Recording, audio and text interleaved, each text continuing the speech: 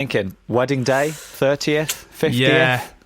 I'm thinking it has to be something I'm involved with and organising, so I know the people around are going to appreciate it. Yeah, man. At least that. So I would say maybe a wedding day or Christ. It's got to be big. Yeah. I don't know what's bigger than a wedding. It's got to be my big, own funeral, maybe. my deathbed. There you go. That's yeah. Oh, yes.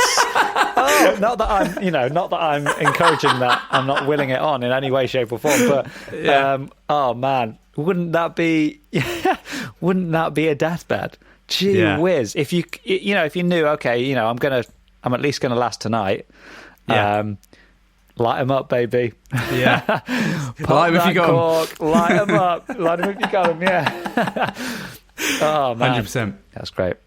Yeah. Why does your death fill me with such joy? I think it's because it involves such good scotch. Scotch, yeah, I bet. Oh, no. Oh, God, that's unsettling. No, it's good.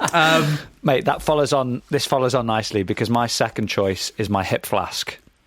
So I've got this was God, what birthday was this? This would have been 21st, I think. Yeah, I got not vintage? Antique, that's the word I'm looking for. Antique silver hip flask from, I think it's about 52. And it's absolutely beautiful. My initials graved on the front. I always keep it full, or a good amount in there. Yeah, it's never dry, this thing, and it's just so good. I've not got any more sentimental reasons for it. I just love scotch. This is a beautiful hip flask. It's just one of those possessions that you think, I couldn't buy this again, couldn't get this again because it's an antique. For sure. And it's engraved, and I use it. I always take it out on walks, and if I go away on holiday and stuff, I always take it full. And it's just great. Couldn't replace it. Oh man, I love the scotch. Yeah. It looks great as well. I will say, I've seen it a few times, and it's the perfect shape. It's not as fat as a standard.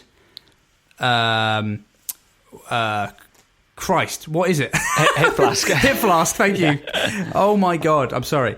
What is it? It's not the size of a standard hip flask width-wise, but it's longer and taller. It's quite tall, yeah, exactly. It's quite tall. It's slim and tall. Slim and tall, exactly, which I think looks great, and it also fits everywhere better. Like a hip flask is actually, it's too wide, in my opinion. Too wide, I think so. Yeah, exactly. So the bishop to it. No. So the actress to the bishop. Oh Christ! Really, really good one. I need to get my hand on something similar actually one day because just keep an eye out. Right, my top tip is if you see one that's good, buy it. Because you will always make an excuse of like, oh God, it says £250. Oh, that's expensive. Jesus. Yeah. Just buy it. If you see one that's right, like, because you won't, it'll be years before you see it again. It's one of those things that I look back now. I mean, I didn't buy this one, but there have been items that I've looked back and thought, God, I couldn't afford that at the time, or I shouldn't have done that. And now I'm like, God, I'm so glad I did that.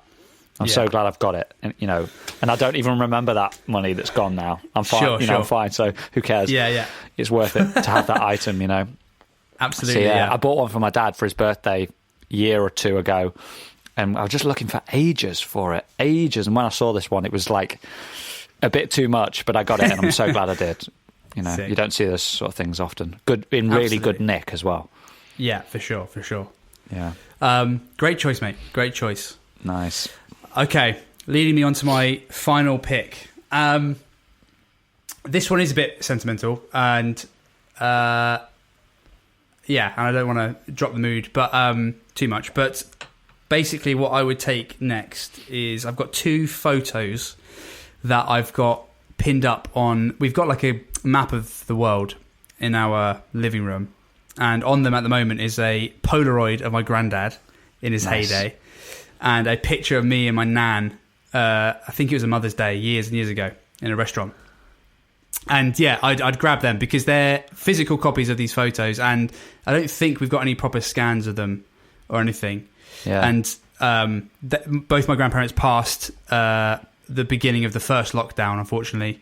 And they're just the best people on the planet, mate. They were really, really cool, and they just mean a lot to me. And this photo of my granddad, I mean, you've seen it, but he's got a fag in his right hand, and he's like, I don't even know what that is, but he's like wagging his thumb at the camera, or I don't know what that.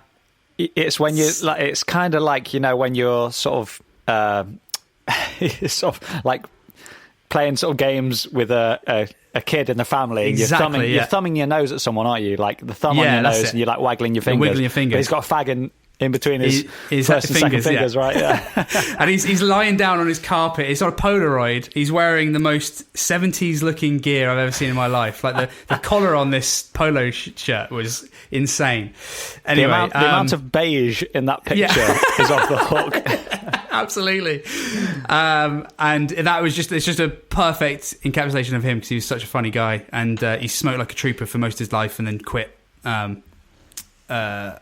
way later than most people would. I think you get to a point where you're just like, why bother? Yeah. You know, just might as well carry on. But he did. He was a great guy. And then my gran, it's just me and my gran. There's not many good photos of my gran, because she was notoriously hard to take a photo of, because she hated her photo being taken. But this is a great photo of me and her. And I would really be upset if I'd left without those. So I'd grab those, and I'd be happy with my boots, my whiskey, and my photos. And oh Christ, I've said her name. What is wrong with me today? I'll edit it out. I'll cut it out. Edit. There we go. Well, we're assuming she's already out. She's fine. Yeah. So you're standing there with your boots on, bottle of scotch, photos of your nan, and you're in your hands. Exactly that, mate. Exactly. Amazing. That. Oh, mate, I'd say that was a good haul. I'd say that was a good think so haul. Fantastic. What an image. That's awesome, man. I've heard some great stories about your grandparents. Yeah. That's awesome. Yeah, something you can't put a price on, like physical photographs as well, can you? Totally. Especially those old ones. Like, don't know what it is about it. Mm-hmm. Probably the fact that you can't replace them. Yeah, and the fact that the corners are a little bit soft because they've been around for so long, and for sure. It's a bit faded because the sun's been on it. That sort of thing. Incredible stuff. Nice, man. Well, my final the final thing I'd grab is my Telecaster guitar. Right, so it's a 1952 reissue from 2003. So it's based on a 1952 Telecaster.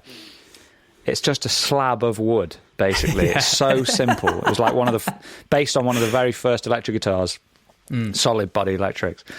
And for non-musicians, do you want to maybe give a couple of artists that they would recognise the guitar style? Hell yeah, that's fantastic. Yeah, Bruce Springsteen. So, if you got that Born to Run album, it's the one Springsteen plays. It's the one Keith Richards plays. God, who else would have one just like that? Oh, in terms of like really famous people, they're your two main ones. I mean, lots of guitarists have one in their collection, but the people that like just play those guitars, Springsteen, Keith Richards, they're just. I'm pretty sure the Fall Out Boy. That big song, "We're Going Down Swinging." I'm pretty sure the guitarist had the yellow with the black scratch plate telly. Oh, okay, cool. In that as well, and I remember that might have been my first experience of it. Anyway, sorry. Transcends time, mate. It transcends time. Yeah, even like emo bands play this thing, and it's literally just a slab of wood. Like the neck, or the thin bit on the guitar, for people that don't know, is just like it's just a big baseball bat of wood. Basically, it's so chunky. It's really difficult to play, but the tone, the sound on this thing is so good. It's just it's been in the family since 2003, and I just love it. So I know that's not a long time ago, but for me that's quite a long time ago. And it's just a beautiful instrument. And they say about certain instruments that like sometimes even though it's made exactly the same as another one, it's just like unique. And I have a feeling this one is like that because I've played other similar ones and it's just not got this resonance. It's not got the sound. It's not got the feel. And I've had, loads of bits of work done on it and maintained it and all that sort of thing. And I once heard a interview with Vince Gill, who it doesn't really matter who he is if you don't know him, but he's a country artist, incredible singer, songwriter, guitarist, right? And he's got a massive guitar collection in Nashville.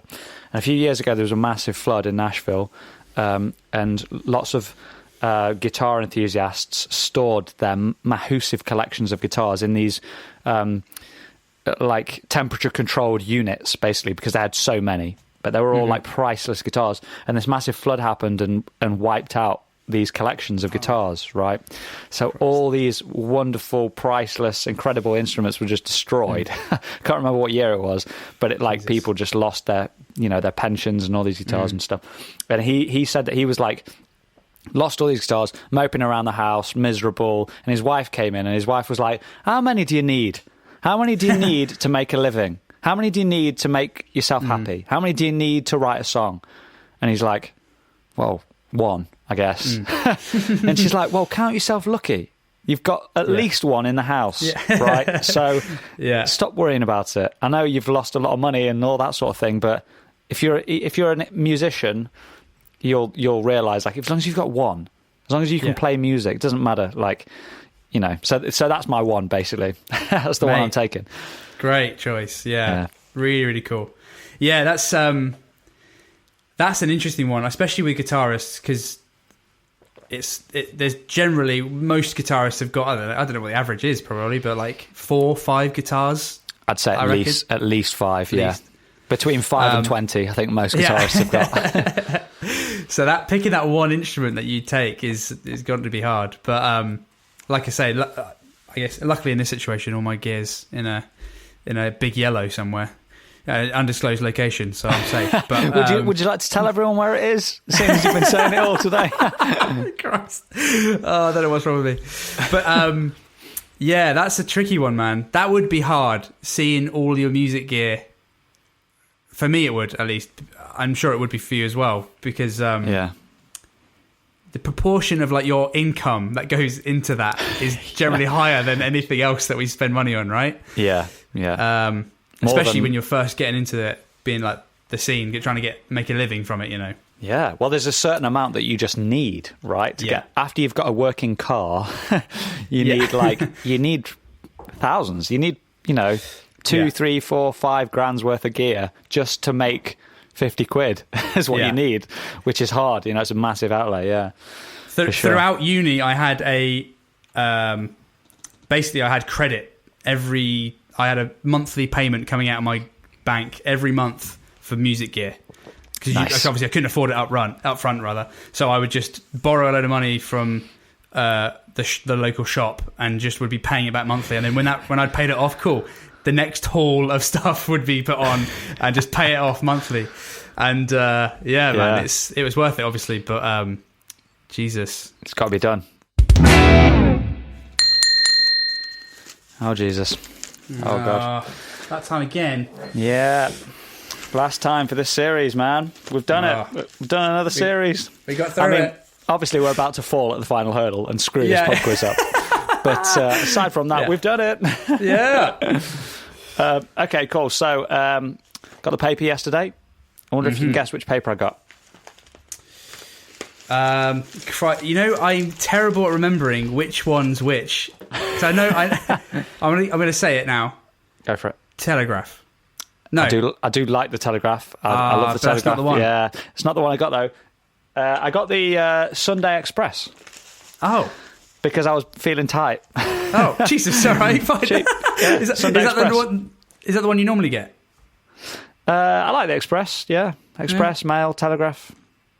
I'll say Guardian for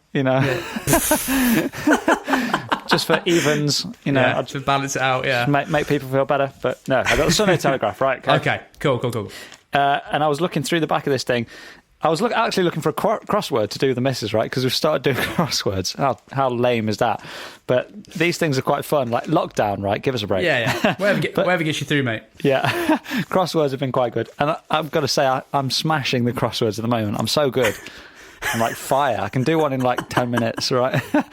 Jesus. So, but there are all these like insane, like new weird things, like alpha puzzle, ultra alpha puzzle, ultimate alpha beta. Like they're not real crosswords. They're like weird things.